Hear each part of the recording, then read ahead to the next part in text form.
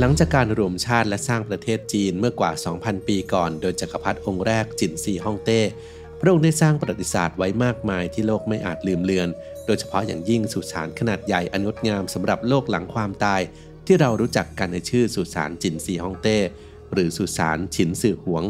สถานที่ฝังศพที่ได้รับการออกแบบและก่อสร้างด้วยความซับซ้อนแต่เป็นระเบียบแต่สุสานแห่งนี้ได้สูญหายไปจากหน้าประวัติศาสตร์ก่อนที่จะเพิ่งมาค้นพบโดยบังเอิญเมื่อราว50 ปีก่อนมานี้เองที่เมืองซีอานในปัจจุบันคลิปนี้อับดุลเฮทูบขอนำเรื่องราวที่น่าตื่นเต้นของสุสานแห่งจักรพรรดิองค์แรกของจีนและปริศนากองทัพดินเผาหลายพันตัวที่ยืนนิ่งไม่เคลื่อนไหวไม่พูดจาแต่กลับบอกเล่าเรื่องราวลึกลับมากมายในอดีตให้เราได้รับรู้กันครับ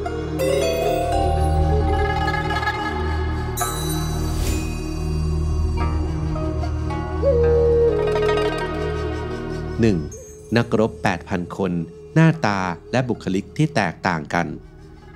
ย้อนกลับไปเมื่อราว 2,200 ปีที่แล้วจักรพรรดิองค์แรกของจีนผู้รวมแผ่นดินจีนให้เป็นปึกแผ่นเป็นครั้งแรกสร้างสิ่งมหัศจรรย์อย่างกำแพงเมืองจีนวางรากฐานระบบจักรวรรดิที่สืบต่อมายาวนานหลายราชวงศ์อีกทั้งยังสร้างสุสานขนาดใหญ่ที่สามารถฝังรถม้า130 คันม้า670 ตัวอาวุธข้าวของเครื่องใช้เครื่องประดับและนักรบดินเผามากกว่า 8,000 นายและอาจมีโบราณวัตถุอีกจำนวนมากที่ยังไม่ได้ถูกขุดพบรายละเอียดที่พิถีพิถันของรูปปั้นนักรบดินเผาถูกสร้างขึ้นด้วยฝีมือมนุษย์ที่บรรจงปั้นรูปปั้นที่มีขนาดและสัดส่วนเท่ากับคนจริงเช่นความไม่สมมาตรกันของใบหูสองข้างความยาวใบหน้าความกว้างของช่องตาจมูกและปากซึ่งเมื่อนำใบหน้าของเหล่านักรบดินเผามาวิเคราะห์โดยการสร้างโมเดล3 มิติและวิธีการทางมนุษยวิทยาพบว่าทหารเหล่านี้นั้นมีความคล้ายคลึงกับใบหน้าของชาวจีนสมัยใหม่สร้างความประหลาดใจให้แก่ผู้เชี่ยวชาญอย่างมากนั่นอาจเป็นเพราะว่ามีการศึกษารูปลักษณ์ของทหารชาวจีนโดยละเอียดก่อนลงมือปั้นเฉพาะโครงหน้าก็สามารถจำแนกได้ถึง8 แบบด้วยกันและด้วยต้นแบบที่ครอบคลุมอย่างกว้างขวางจึงทำให้ใบหน้าของชาวจีนในปัจจุบันคล้ายกับบรรพบุรุษในสมัยโบราณอย่างไม่อาจหลีกเลี่ยงได้ความจริงที่น่าทึ่งอีกประการก็คือการสร้างสุสานแห่งนี้ใช้เวลาถึงกว่า40 ปีจึงแล้วเสร็จโดยเริ่มตั้งแต่องค์จักรพรรดิอายุได้เพียง13 ปีมีการใช้คนงานมากถึง 700,000 คนส่วนใหญ่เป็นนักโทษและยังมีการรวมทั้งช่างฝีมือจากแว่นแคว้นทั้ง7ของจีนที่มีความเชี่ยวชาญและใส่ใจรายละเอียดเล็กๆน้อยๆของผู้คนรอบตัวทำให้ได้มาซึ่งลักษณะของรูปปั้นที่แตกต่างกันโดยเฉพาะส่วนที่เป็นดวงตาของเหล่าทหารที่เหมือนเป็นหน้าต่างสู่จิตใจคิ้วและดวงตาที่สง่างามสะท้อนให้เห็นถึงบุคลิกของทหารฉินที่มีไหวพริบส่วนทหารที่กล้าหาญพร้อมรบจะมีดวงตาเบิกกว้างด้วยความโกรธขณะที่ทหารผู้เรียบง่ายจะมองลงต่ำมีการสันนิษฐานว่าเหล่านักรบสร้างขึ้นโดยจำลองมาจากนักรบฉินตัวจริงที่ปฏิบัติหน้าที่ในกองทัพขององค์จักรพรรดิและตามไปเฝ้ารับใช้พระองค์ในโลกหลังความตายตามความเชื่อของคนในสมัยโบราณที่มีต่อความตายและพิธีกรรมในการฝังศพ 2. สีสันบนรูปปั้นนักรบดินเผาข้อเท็จจริงที่ว่ารูปปั้นรถม้าและอาวุธของกองทัพดินเผาขององค์จักรพรรดิเคยถูกแต่งแต้มด้วยสีสันสดใสนั้นในตอนแรกนั้นยังไม่แพร่หลายแต่ส่วนใหญ่ก็เชื่อว่ารูปปั้นดินเผามีสีตามธรรมชาติดังที่ปรากฏแก่สายตาทุกคนตั้งแต่ตอนเริ่มสร้างต่อมาเมื่อมีการวิเคราะห์ด้วยวิธีทางวิทยาศาสตร์พบว่ามีโปรตีนจากไข่เจลาตินจากสัตว์และผลิตภัณฑ์จากนมยึดเกาะอยู่บนเหล่าทหารดินเผาแต่มีปริมาณเหลืออยู่เพียงน้อยนิดเนื่องจากหลุดลอกออกหลังขุดค้นและสัมผัสกับอากาศจึงทำให้รูปปั้นสูญเสียสีสันที่แท้จริงที่เคยมีการแต่งแต้มไว้ไปอย่างถาวรแต่เศษของสีที่พบในดินภายในสุสานยังสามารถนำไปใช้ในการศึกษาเพิ่มเติมได้การค้นพบครั้งนี้นับว่าเป็นการค้นพบครั้งสำคัญที่ทำให้นักโบราณคดีต้องเพิ่มความระมัดระวังในการขุดค้นรูปปั้นให้มากยิ่งขึ้นที่สำคัญยังถือเป็นก้าวแรกที่เผยให้เห็นความจริงทางประวัติศาสตร์ที่ว่าทหารทุกระดับสวมเสื้อและกางเกงที่สีสันสะดุดตาไม่ใช่สีดินเปลือยเปล่าที่ไร้ชีวิตชีวาที่น่าสนใจคือในบรรดากว่า10 เฉดสีที่ค้นพบบนวัตถุโบราณสีที่ลึกลับที่สุดคือสีม่วงซึ่งเป็นสีย้อมสังเคราะห์ที่ซับซ้อนจึงไม่ทราบแน่ชัดว่า ในสมัยราชวงศ์ฉินโบราณมีการสร้างสีม่วงขึ้นได้อย่างไรแต่นักวิจัยบางคนเสนอว่านักบวชลัทธิเต๋าอาจได้ค้นพบสีม่วงจีนรวมถึงสีน้ำเงินจีนโดยบังเอิญขณะที่กำลังผลิตแก้วเพื่อเรียนแบบหยกโดยการเติมแร่ธาตุแบเรียมลงไปเพื่อทำให้แก้วมีลักษณะคล้ายกับหยกและได้ทำการทดลองเติมแร่ธาตุที่มีองค์ประกอบทองแดงลงไปในแร่แบเรียมซึ่งเป็นกระบวนการที่ทำให้ได้มาซึ่งโครงสร้างของสีอันซับซ้อนอย่างสีม่วงจีนนั่นเอง 3. ใครคือผู้เผาทำลายสุสานและเหล่านักรบนักโบราณคดีพบร่องรอยความพยายามในการทำลายในทุกพื้นที่ของสุสานซึ่งบ่งบอกได้ว่ามีกลุ่มคนจำนวนมากเข้าร่วมอาจมากถึง 1,000 คนและสันนิษฐานว่าคงไม่มีผู้ใดในราชอาณาจักรที่จะกล้ากระทำสิ่งนี้ในยุคสมัยที่ขึ้นชื่อเรื่องบทลงโทษที่รุนแรงตามกฎหมายดังนั้นผู้ที่เผาทำลายน่าจะเป็นผู้ที่เกลียดชังราชวงศ์ฉินเป็นอย่างมากมีการค้นพบว่าไฟที่ใช้ในการเผามีพลังทำลายร้ายแรงจนมอดทองแดงและดินเปลี่ยนเป็นสีแดงเหล่านักรบบางส่วนมีรอยถูกทุบตีจนเสียหายแตกหักมีรอยไหม้สีดำซึ่งความเสียหายเช่นนี้ไม่สามารถเกิดจากการผุพังหรือการถล่มลงมาของหลุมของเพดานหลุมศพแต่เป็นการตีด้วยวัตถุที่แข็ง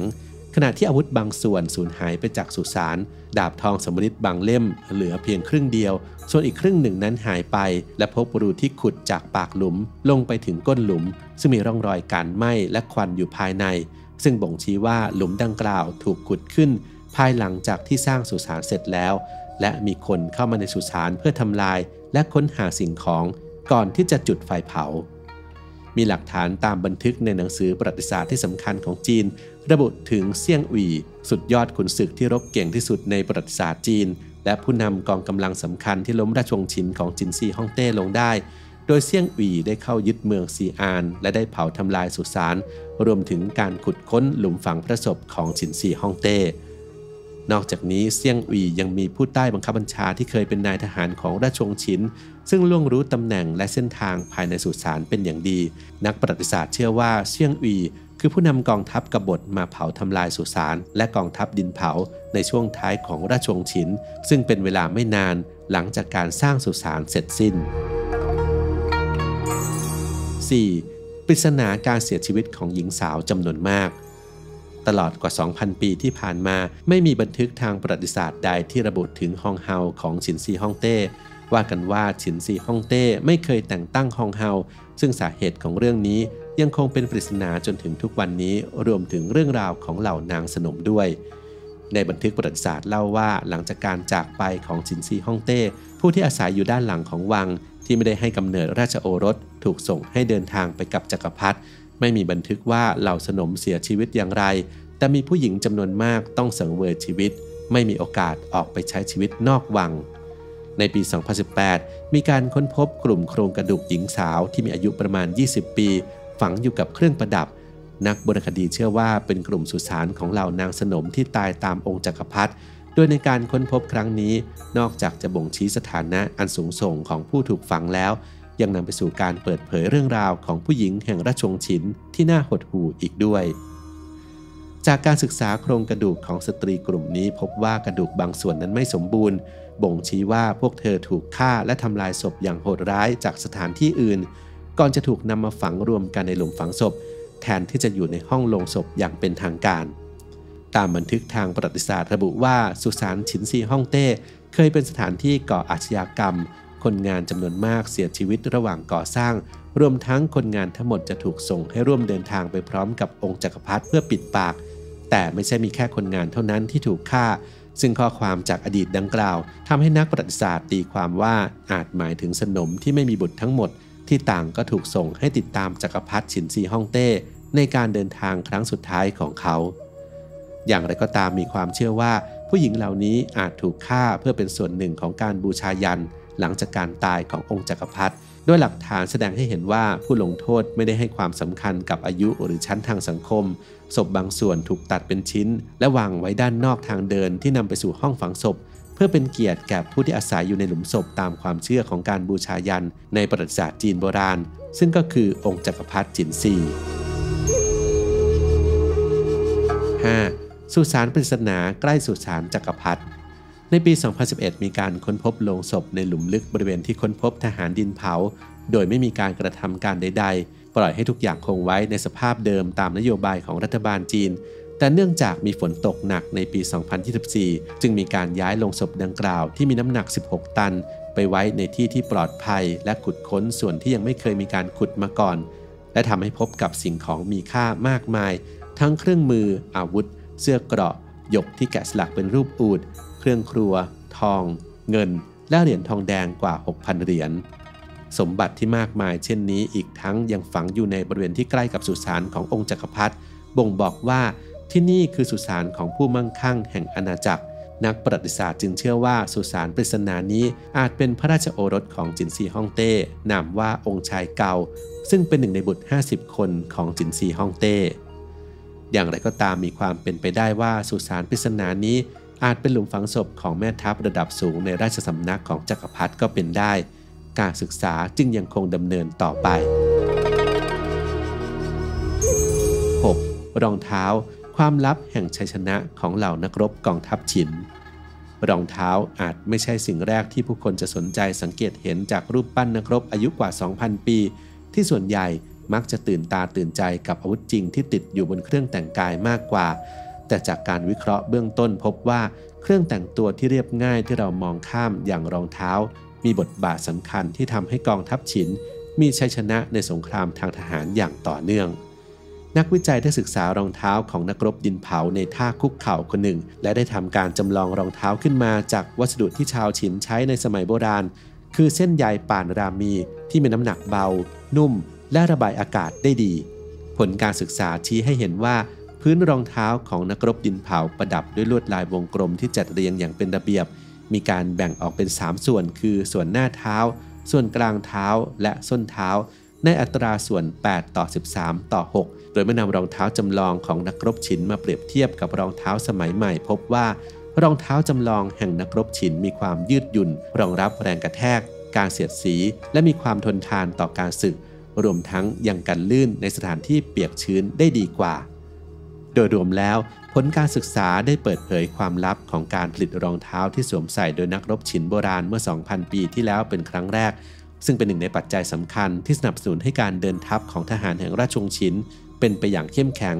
สร้างความได้เปรียบในการต่อสู้ในภูมิประเทศที่ยากลำบากอีกทั้งยังแสดงถึงความสามารถของช่างฝีมือจีนโบราณที่สามารถออกแบบรองเท้าให้สอดคล้องกับการเดินตามธรรมชาติและการเลือกใช้วัสดุจากธรรมชาติที่ยืดหยุ่นได้อย่างลงตัวแม้ว่าสุสานของจินซีฮ่องเต้ซึ่งเป็นจุดเริ่มต้นของเรื่องราวทั้งหมดจะยังไม่ถูกเปิดออกมาอีกทั้งการสวรรคตของพระองค์ก็ยังคงเป็นปริศนาแต่กองทัพดินเผาและสุสานแห่งนี้ได้บอกเล่าเรื่องราวที่น่าสนใจและยิ่งใหญ่ของจีนรวมถึงสะท้อนถึงจิตใจของจักรพรรดิองค์แรกได้อย่างยอดเยี่ยม